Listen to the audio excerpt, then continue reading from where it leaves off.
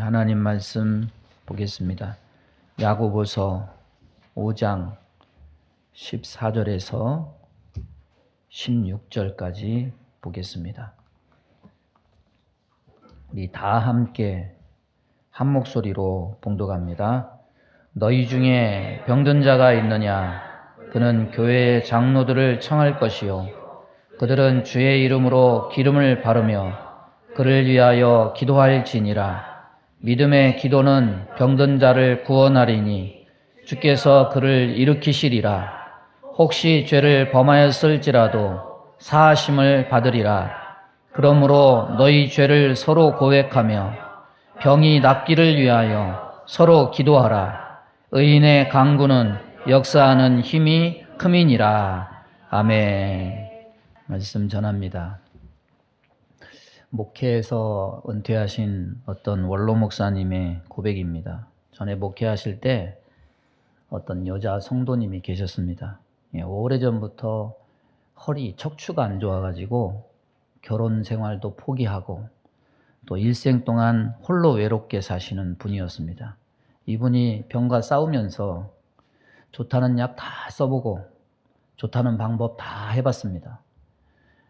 굿도 해보고 또 안수기도도 수없이 받아보고 영험하다는 기도원은 다 찾아보고 신령하다는 권사 집사 다 찾아다녔습니다. 그분이 교회 등록하면서 그 목사님에게 이렇게 말했다고 합니다. 목사님은 성경 말씀만 가지고 말씀하시니까 거짓말은 안 하시겠지요. 신령하다는 분들이 안수기도를 할 때 꼭 고칠 수 있다고 장담을 하는데 막상 고치지 못하시면은 제가 믿음이 없고 믿음이 부족해서 그렇다고 책임을 저의 믿음 탓으로 돌려버렸습니다. 그래서 그런 분들에게 안수기도를 받고 나면 첫째는 병을 고치지 못하니까 낙심이 되고 두 번째는 기도받느라 그동안 열심히 쫓아다녔는데 어느 한순간에 믿음이 없는 사람으로 낙인이 찍혀버리니까 상처를 받고 마음 문을 더 닫게 됐습니다.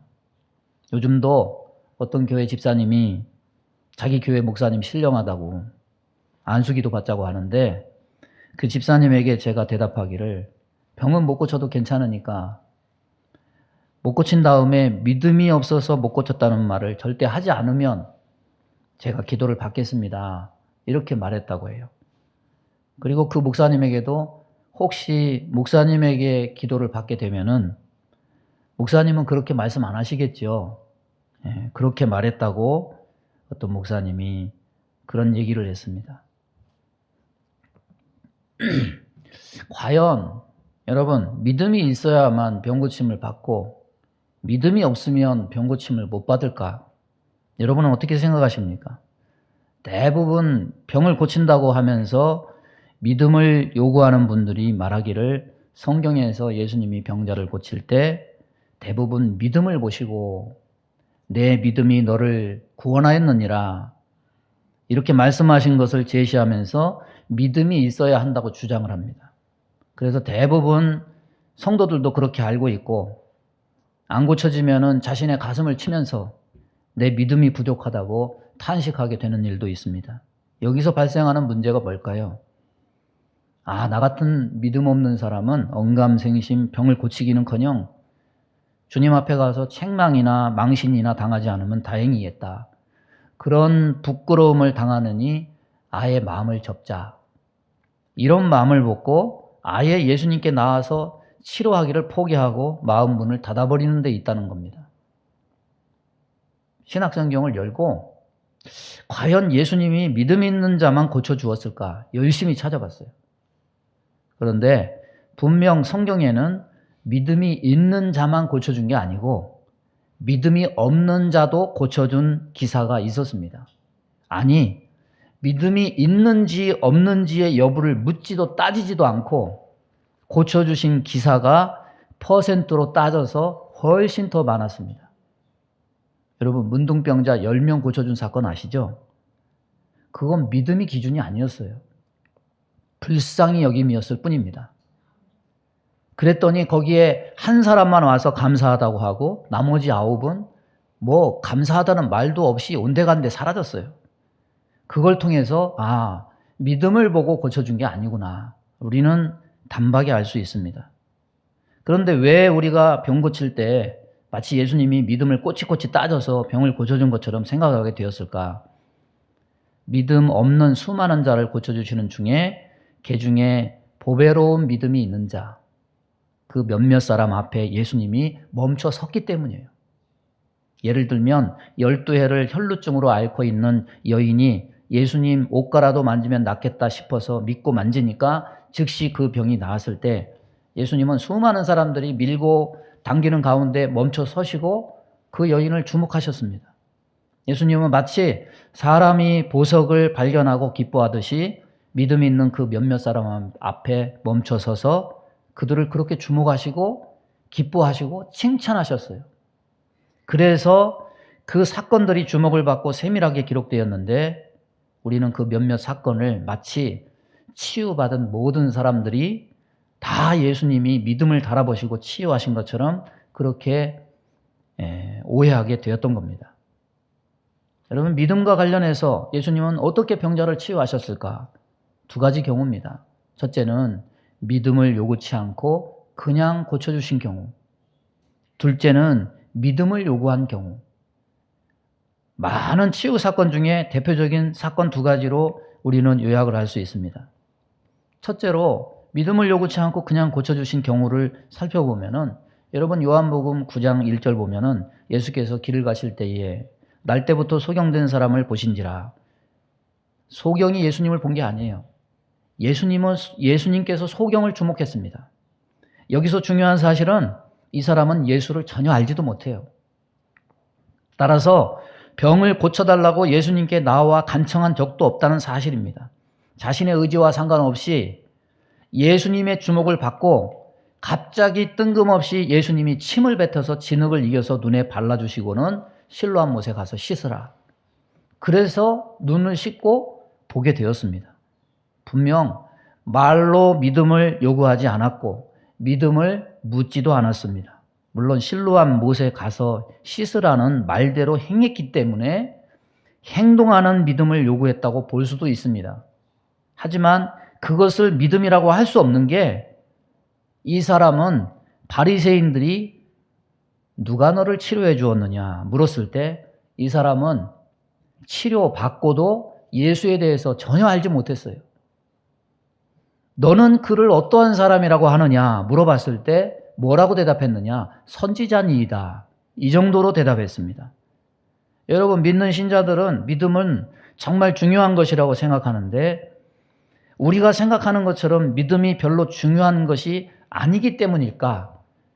믿음을 안 보고 고쳐주셨다는 이런 생각 자체가 예수님께 불경을 저지르는 것일까? 왜 예수님은 예수도 모르고 믿음 없는 이 사람을 고쳐주셨을까?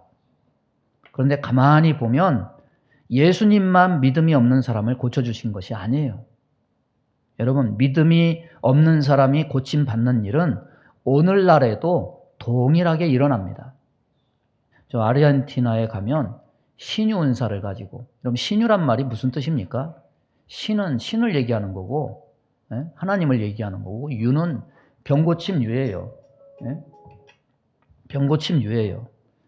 그래서 이 신유 은사를 가지고 200만 명의 아르헨티나 사람들을 주님 앞으로 인도한 부흥사 이 카를로스 아나콘디나라는 사람이 이렇게 말했습니다. 치유받지 못하는 이유가 믿음의 결여에 있다고 단언할 수는 없습니다. 왜냐하면 믿음도 없이 단순히 흥미로워서 치유받게 된 많은 사람들을 알고 있기 때문입니다. 고침을 받은 후 강단으로 몰려와 고백한 사람 중에는 조롱하고 비웃기 위해 집회에 참석했는데 하나님께서 치유해 주셨습니다. 라고 간증하는 사람들이 있었습니다. 이렇게 말했어요. 여러분, 믿음이 없는데 왜 그 사람들을 고쳐주셨을까요? 세상의 현실 상황 때문이에요. 세상에는 예수님을 모르는 사람이 훨씬 더 많습니다. 세상에는 믿음이 없는 사람이 태반입니다. 예수님이 믿음이 없음에도 불구하고 그들을 고쳐주신 것은 믿음이 중요치 않아서가 아니에요. 오히려 예수님은 세상에 많은 사람들이 믿음이 없음으로 말미암아 소망 없이 사라지게 될 것을 불쌍히 여기셔서 조건 없이 베푸신 그 병고침으로 말미암아 예수님을 알고 믿음 갖기를 원하셨습니다. 여러분, 병고침의 은혜를 통해서 그의 믿음의 눈이 떠지기를 바라심으로 그렇게 하신 거예요. 그래서 이런 사실은 예수님께서 날 때부터 소경된 자를 고치신 후에 다시 만나게 되었을 때 대화에서 분명히 드러납니다. 내가 인자를 믿느냐? 그러니까 고침받은 소경이 뭐라고 얘기하냐면, 주여 그가 누구시오니까 내가 믿고자 하나이다. 내가 그를 보았거니와 지금 너와 말하는 자가 그이니라. 그러니까 뭐라고 대답했냐면, 주여 내가 믿나이다 하고 절하는지라. 먼저 믿고 고침받은 것이 아니라 고침을 받고 예수를 알고 믿게 됐어요. 드디어 예수를 알고 믿음을 갖게 됐습니다. 여러분, 주님은 대가 없이 우리를 부르셔서 우리의 병든 마음과 육체를 고쳐주셔서 믿음 갖기를 원하시는 분이십니다. 주님은 믿음이 없는 자도 부르셔요. 따라서 해보겠습니다. 주님은 믿음이 없는 자도 부르신다. 믿으시기 바랍니다. 이사야 55장 1절 보면은, 오호라 너희 모든 목마른 자들아 물로 나아오라. 돈 없는 자도 오라. 너희는 와서 사 먹되 돈 없이 값없이 와서 포도주와 젖을 사라. 와서 돈 없는 자도 와서 돈 없이 값없이 포도주와 젖을 사라 말씀하세요. 그렇다면은 나는 믿음이 없는데 기도한다고 뭐가 달라져? 나는 믿음이 없어서 안 될 거야. 여러분, 그런 생각 하면 안 돼요. 포기해버리고 마음 문을 닫아버리면 안 됩니다. 예수님을 전혀 모르던 자, 병 고쳐달라고 구하지도 않았던 소경에게 먼저 다가가셔서 눈을 뜨게 하시고 믿음을 갖게 하셨다면, 이미 믿음 가진 자를 믿음이 연약하다고 해서 그것을 망신 주고 책망하고 부끄럽게 하고 버리시고 하나님이 그러시겠습니까? 아니라는 거예요. 하나님은 믿음이 약한 자에게도 하나님이 살아계시다는 것을 체험하게 해서 정금 같은 믿음 갖게 하시려고 만져주시고 회복시켜주시고 고쳐주지 않으시겠습니까? 믿음이 약해서 나는 포기하겠다, 이런 생각 하지 않기를 바랍니다. 믿음이 약하다면, 그렇다면 더욱 하나님은 저와 여러분에게 더욱 큰 믿음 주시기 위해서 우리의 병을 고쳐주실 수도 있다는 거예요. 여러분, 믿음은 귀한 거죠. 믿음은 신앙의 목표와 같은 겁니다. 그러나 귀하지만 처음부터 믿음 있는 자가 어디 있습니까? 예수를 믿는다고 처음부터 금방 내가 원하는 대로 그렇게 쉽게 금보다 귀한 믿음이 생깁니까? 여러분, 처음부터 믿음 있는 자는 거의 드물어요. 설령 믿음을 가진다고 해도 금 같은 믿음 갖기 정말 어렵습니다. 믿음의 조상 아브라함도 이삭을 바치는 믿음 갖기까지 몇 년이 걸렸습니까? 최소한 50년 걸려요. 믿음이 얕고 연약할 뿐 아니라 살면서 환경과 마음에 짓눌리는 여러 가지 불안과 두려움 속에 그 적은 믿음마저 얼마나 사시나무 떨듯이 흔들릴 때가 얼마나 많습니까? 그래서 성경은 혹시라도 병든 자가 믿음이 없을지라도 그 병든 자를 데리고 온 믿음이 강한 자가 믿음이 있으면 치유된 일을 많이 기록하고 있어요. 베드로와 요한이 성전 미문에 앉아서 구걸하는 안전뱅이를 봤습니다. 안전뱅이는요, 병 고쳐줄 것을 기대한 것이 아니에요. 돈이나 줄 알고 쳐다보고 있을 때 베드로가 뭐라고 얘기합니까? 은과 금은 내게 없거니와 내게 있는 것으로 내게 주노니 곧 나사렛 예수 그리스도의 이름으로 걸으라. 즉시 일어나고 뛰었다고 그랬어요. 베드로가 중풍병자인 애니아를 고칠 때도 애니아에게 사도가 자기에게 안수하면 일어날 수 있을 것이라는 믿음이 있었거나 그런 믿음을 요구한 후에 병을 고친 것이 아니에요. 베드로가 애니아야, 예수 그리스도께서 너를 낫게 하시니 일어나 내 자리를 정돈하라 하니까 믿음과 상관없이 단번에 일어나요. 여러분, 죽은 다비다가 살아날 때도 마찬가지예요. 죽은 사람이 무슨 의식이 있습니까? 죽은 사람이 베드로가 왔으니까 나를 안수하면 내가 다시 살아날 수 있을 것이다. 무슨 죽은 사람이 그런 기대를 해요?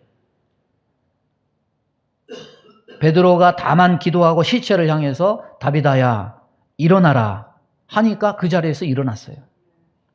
여러분, 예수님의 치유로 말미암아 믿음이 없는 자들이 기적을 맛보고 제자들의 치유로 말미암아 믿음이 없는 자들이 기적을 맛봐요. 이것은 무엇을 의미하느냐? 여러분, 강물이 산에서 바다로 흐르는 것과 같이 하나님의 은혜는 위로부터 아래로 흐르는 거예요. 생명수는 하늘 보좌로부터 이 땅으로 흐르는 겁니다. 은혜는 하나님으로부터 죄인에게 흐르는 겁니다. 믿음의 역사는 믿음을 가진 자로부터 믿음이 없는 자에게로 흐르는 거예요. 왜 그렇습니까? 믿음이 없는 자에게 믿음을 주시려고, 연약한 믿음을 강하게 하시려고, 먼저 믿어서 믿음이 강한 자를 하나님은 또한 사용하시는 겁니다. 마가복음 16장 17절 18절 보면 믿는 자들에게는 이런 표적이 따르리니 곧 저희가 내 이름으로 귀신을 쫓아내며 새 방언을 말하며 뱀을 집으며 무슨 독을 마실지라도 해를 받지 아니하며 병든 사람에게 손을 얹은즉 나으리라. 여기서 믿는 자들은 누구를 말함입니까? 믿음이 없거나 믿음이 약한 병든 자를 향해서 말씀하는 것이냐, 아니면 믿음을 가진 자를 향해서 하시는 말씀이냐? 이 말씀은 믿음이 없거나 믿음이 약한 병든 자를 향해서 하시는 말씀은 분명히 아닙니다. 18절 마지막에 병든 사람에게 손을 얹은 즉 나으리라, 이 구절이 분명히 알려주지 않습니까? 여기서의 믿는 자들은 사도들이 전한 복음을 받아들이고 제자가 된 그 사람들, 그들이 사도들처럼 복음을 전하는 사명을 가지고 나가게 되었을 때 그들이 믿음으로 행하면 이런 표적이 따른다는 말씀이에요. 오늘 본문 14절 15절 너희 중에 병든 자가 있느냐? 그는 교회의 장로들을 청할 것이요 그들은 주의 이름으로 기름을 바르며 그를 위하여 기도할지니라. 믿음의 기도는 병든 자를 구원하리니 주께서 그를 일으키시리라. 혹시 죄를 범하였을지라도 사하심을 받으리라. 병든 자를 향해서 병든 너희가 믿음을 가지면 병 고칠 수 있다고 말하는 것이냐? 아니죠. 믿음이 있는 자들이 어떤 역할을 해야 될 것인가, 이것에 대한 권면이에요. 주의 종을 청해서 그가 주의 이름으로 기도하면 병든 자가 혹시라도 믿음이 없을지라도 연약할지라도 하나님은 그 믿음의 기도를 들으셔서 병을 고쳐주신다는 말씀입니다. 여러분 분명히 아시기 바랍니다. 하나님은 믿음이 없어도 고쳐주신다. 강물이 높은 곳에서 낮은 곳으로 흐르듯이 예수님을 통해서 고쳐주셨고 먼저 믿은 자들, 믿음이 있는 자들을 사용하셔서 고쳐주신다. 왜? 믿음이 없는 자가 믿음을 얻고 믿음이 약한 자가 더욱 큰 믿음을 갖게 되라고 그렇게 하신다는 겁니다. 또 어떤 경우가 있습니까? 믿음을 요구하고 고쳐주시는 경우가 있습니다. 여러분 대표적인 사건이 마태복음 9장 27절 이하의 두 맹인의 이야기입니다. 두 맹인이 예수님을 따라가면서 다윗의 자손 예수여 우리를 불쌍히 여기소서 고래고래 소리를 지릅니다. 예수님이 물었습니다. 내가 능히 이 일 할 줄을 믿느냐? 믿음을 요구하십니다. 그때 주저하지 않고 주여 그러하오이다 말하니까 눈을 만지시면서 너희 믿음대로 되라. 즉시 눈이 밝아졌다고 그랬어요. 여러분 다른 데서는 믿음을 요구하지 않았는데 여기서는 왜 믿음을 드러내시고 믿음을 요구하시는 겁니까? 이 사람들은요 예수가 누구인지를 아는 사람이에요. 맹인임에도 불구하고 성경에 약속한 메시아가 곧 다윗의 후손으로 오시는 예수라는 사실을 알았던 사람입니다. 믿음이 있던 자들이었습니다. 바리새인과 사두개인들은 예수를 인정하지 않았지만은 이 두 맹인은 알았을 뿐만 아니라 그를 메시아로 믿기까지 했습니다. 그래서 믿느냐고 물으니까 주저하지 않고 주여 그러하오이다 대답했어요. 여러분 주님은 병 고치는 사역을 통해서 무지한 백성들이 믿음의 눈을 뜨기를 원하시는데 다윗의 자손이여 라고 고백하는 이 두 맹인의 그 믿음을 얼마나 기쁘게 확인하고 싶으셨겠습니까? 두 맹인은 들었고 알았고 믿었어요. 그런데 주님의 물음으로 말미암아 두 맹인은 주 앞에서 주여 그러하오이다. 자기들의 믿음을 자기들의 입으로 확고히 고백해요. 귀로만 들었던 믿음, 머릿속에만 맴돌던 믿음이 이제는 예수님 앞에서 입술로 고백되는 업그레이드된 믿음으로 된 거예요. 여러분, 믿음이 없거나 믿음이 약한 자들은 먼저 병을 고쳐주시고 믿음을 요구하셨지만은 받아들일 만한 믿음이 있는 자들에게는 믿음을 먼저 확인하시고 그 후에 병을 고쳐주셨어요. 결국 병 고침 후의 믿음이나 믿음 후의 병 고침이나 순서는 엇갈리지만 주님이 관심 가지시는 목표는 오직 믿음이었다는 거죠. 그러면 믿음만 강하면 모든 병이 다 고쳐지느냐? 신유 은사가 있는 자에게 머리만 디밀면 다 고쳐지느냐? 여러분, 신유 은사가 있다고 해서 모든 병이 다 고쳐지는 것은 아니에요. 사람들이 바울의 몸에서 손수건이나 앞치마를 가져다가 바울의 몸에 대고 병든 사람에게 얹으면 그 병이 떠나고 마귀가 내어 쫓김을 받기도 했습니다. 대단한 능력 아닙니까? 그런데 항상 그랬느냐? 바울에게도 그렇지 않았어요. 바울의 동역자 에바브로디도가 병들어 거의 죽게 됐을 때 그는 신유의 능력으로 고친 게 아니에요. 바울은 젊은 동역자 디모데가 가지고 있는 이 만성 위장병, 그걸 고쳐주지 못했어요. 오히려 뭐라고 편지했느냐? 포도주를 조금씩 약으로 써라. 가르쳤어요. 디모데후서 4장을 보면은 바울은 병든 드로비모를 밀레도에 남겨두고 떠났다고 그랬어요. 더구나 강한 믿음에 있음에도 불구하고 안질인지 간질인지 모르는 자신의 지병도 내 은혜가 되게 족하다. 하나님이 고쳐주지 않아요. 바울의 믿음도 강하고 신유 능력도 있으면서 왜 그랬을까? 알게 모르게 사도 바울의 믿음과 신유 능력이 약해져서 그런 것이냐? 아니면은 그 제자들의 믿음이 약해서 그러느냐? 왜 그랬을까? 여러분, 그 해답은 간단해요. 하나님은 스스로 전지전능하신 분이고 능력이 무한하신 분이십니다. 그러나 하나님이 인간에게 주신 신유 은사는 제한적이에요. 인간에게 주신 신유 은사는 하나님의 뜻에 따라서 장소, 시간과 사람에 따라서 제한적이에요. 그러나 예수님은 그렇지 않습니다. 예수님은 모든 병을 다 고치셨어요. 마태복음 9장 35절 보면 예수께서 모든 도시와 마을에 두루 다니사 그들의 회당에서 가르치시며 천국 복음을 전파하시며 모든 병과 모든 약한 것을 고치시니라. 따라서 보겠습니다. 모든 병과 모든 약한 것을 고치시니라. 예수님에게는 제한이 없어요. 그러나 하나님의 은사를 받은 신유 은사에는 제한이 있어요. 예수님은 은사로 병을 고친 것이 아니에요. 하나님의 능력으로 병을 고친 거예요. 그렇기 때문에 우리가 가질 수 있는 은사와는 근본적으로 성격이 다릅니다. 예수님이 하신 일을 우리가 흉내낼 수 없어요. 하나님이 인간에게 주신 신유 은사로 모든 병을 다 고치는 것은 아니에요. 때문에 사도 바울의 믿음이 약해서도 아니고 제자들의 믿음이 약해서도 아니에요.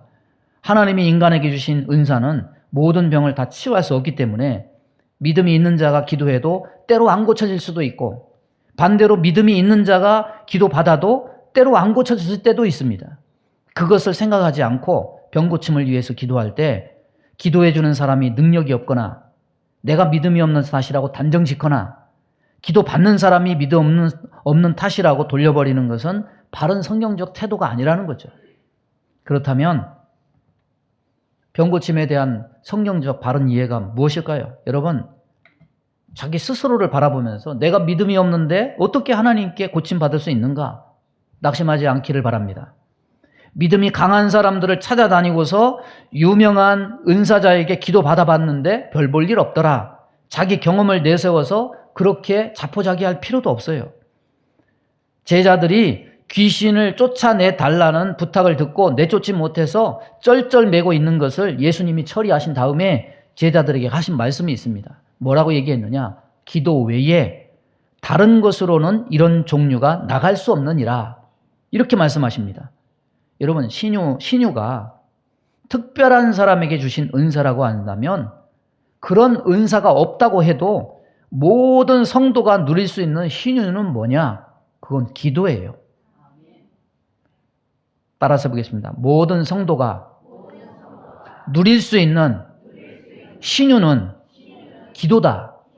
믿으시기 바랍니다.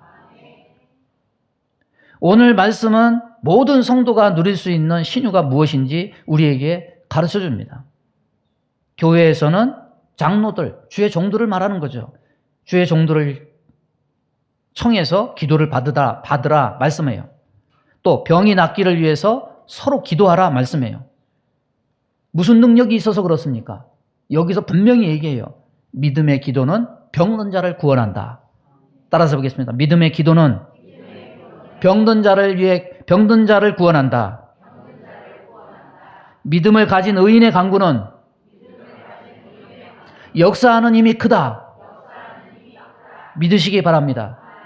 자기 믿음 없음을 얘기하지 말고 경험자를 찾아다녀도 소용없다는 그 경험도 얘기하지 말고 이 말씀을 그대로 믿고 신뢰하기를 바랍니다. 모든 것을 맡기고 말씀에 순종하는 마음으로 기도하기를 바랍니다. 여러분 주의 종을 청하라 그러니까 무슨 주의 종이 신유 능력도 없는데 그렇게 하면은 고침 받느냐? 주의 종의 능력이 있어서가 아니죠. 우리는 말씀을 그대로 믿는 믿음으로 기도 받는 거예요. 여러분이 믿음이 없거나 연약하다는 사실을 하나님이 더 잘 아셔요. 여기 있는 목사에게 능력이 없음도 하나님이 더 잘 아십니다. 그러나 하나님은 말씀을 그대로 믿고 순종하는 자에게는 약하십니다. 믿음의 기도는 병든 자를 구원하리니 주께서 그를 일으키시리라. 다른 것에 믿음이 있는 것도 아니에요. 그런데 이 말씀을 듣고서 저도 믿음이 없고 주의 종에게도 신유의 능력이 있는 것도 아니지만 주의 종을 사용하셔서 하나님이 나를 일으키실 줄로 믿습니다. 그대로 행하면 하나님이 우리에게 역사하신다는 거예요. 이것이 우리에게 주신 신유예요. 제가 목사로서 주일 예배 때마다 하는 3가지 선포가 있습니다. 첫째는 말씀 선포예요. 둘째는 말씀을 들은 후에 항상 가슴에 손을 얹고 아픈 곳에 손을 얹고 치료를 위한 선포예요. 세 번째는 예배 마지막에 하는 여러분을 하나님이 복 주시라고 선포하는 축도라고 부르는 강복 선포예요. 말씀 선포, 치료 선포, 강복 선포. 이건 제가 임으로 하는 게 아니에요. 모두 말씀에 근거해서 하는 선포들입니다. 선포는 대행하는 거죠. 하나님의 말씀을 대행하고 하나님의 치료하심을 믿고 대행하고 여러분의 복주심을 소리로서 대행하는 거죠. 예배는 하나님께는 영광이죠. 우리에게는 은혜 받는 수단입니다. 말씀이 잠자는 영혼을 깨워서 영을 살립니다.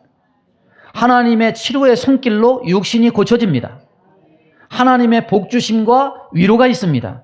우리는 예배를 통해서 온전케 되고 새롭게 됩니다. 이건 제 능력으로 하는 게 아니에요. 선포를 통해서 일하시는 것은 하나님이십니다. 하나님이 하시는 거예요. 그런데 치료를 위한 기도는 목사만 할 수 있느냐? 아니죠. 오늘 말씀에서 뭐라고 합니까? 병이 낫기를 위하여 서로 기도하라. 따라서 보겠습니다. 서로 기도하라. 의인의 간구는 역사하는 힘이 많으니라. 여러분, 우리 교인 중에 능력받은 사람도 없는데 믿음이 그렇게 큰 것도 같지 않는데 뭐 기도한다고 뭐가 되겠어? 이렇게 마음을 닫아버리고 불신으로 하면 아무 일도 안 일어나요. 믿음을 가진 의인의 간구는 역사하는 힘이 많다는 말씀을 단순히 믿고 행하는 자에게 하나님은 능력을 보이시는 거예요. 여러분, 예수님이 하신 약속 중에 이런 약속이 있습니다. 마태복음 18장 20절에 두세 사람이 내 이름으로 모인 곳에는 나도 그들 중에 있느니라. 하나님이 일하시는 거예요. 먼저 믿은 자가 믿음이 연약한 자들을 끌어주고 믿음 없고 연약한 성도는 연약할지라도 손을 잡고 따라가면 역사는 누가 하시느냐? 하나님이 하시는 겁니다. 하나님이 우리 무리 위에 함께 하십니다. 하나님은 병든 자를 일으키십니다. 이것이 우리에게 주신 신유입니다. 우리 모두 영과 육을 하나님께서 만져서 온전케 새롭게 되기를 주님의 이름으로 축원합니다. 우리 주여 한번 부르고 합심하여 기도합니다. 주여, 하나님 아버지 감사합니다. 오늘도 주의 말씀을 우리들에게 허락하심을 감사합니다. 오늘도 우리의 영과 육을 온전케 새롭게 하여 주옵소서. 오늘도 주의 말씀으로 성령으로 우리의 영혼을 치료해 주시고 우리의 육신의 질고를 고쳐주시고 성령으로 우리의 마음을 새롭게 하여 주옵소서. 그리하여 하나님의 영광에 이를 수 있도록 인도해 주시고 하나님의 살아계심을 경험할 수 있는 자들 다 될 수 있도록 주님 역사해 주옵소서. 성령이 우리 가운데 임하실 것을 믿습니다. 예수님의 이름으로 기도하옵나이다. 아멘. 믿음의 손을 가슴에 얹습니다. 몸이 아픈 곳에 손을 얹습니다. 하나님 아버지, 우리를 만드시고 우리의 삶을 인도하시고 하나님 나라로 주께서 동행하심을 믿습니다. 오늘도 믿음으로 주님 앞에 기도합니다. 손을 얹는 곳마다 주님의 치료의 역사가 나타나게 하여 주옵소서. 우리 마음과 생각과 우리의 모든 더러운 것과 불신앙과 불순종을 주님께서 주님의 보혈로 깨끗이 씻어주시고 성령으로 우리의 심령을 치료하사 온전케 새롭게 될 수 있도록 은혜 내려 주옵소서. 몸이 연약한 곳에 손을 얹고 기도합니다. 손을 얹는 곳마다 보혈로 씻어주시고 성령의 불로 태워 주옵소서. 예수 이름으로 명하노니 모든 병만은 다 떠나갈지어다. 의인의 간구는 역사하는 힘이 많다였사오니 하나님의 치유의 역사가 저들의 심령과 저들의 육체와 삶에 나타날 수 있도록 은혜 베풀어 주옵소서. 예수님의 이름으로 축복하고 기도하옵나이다. 아멘.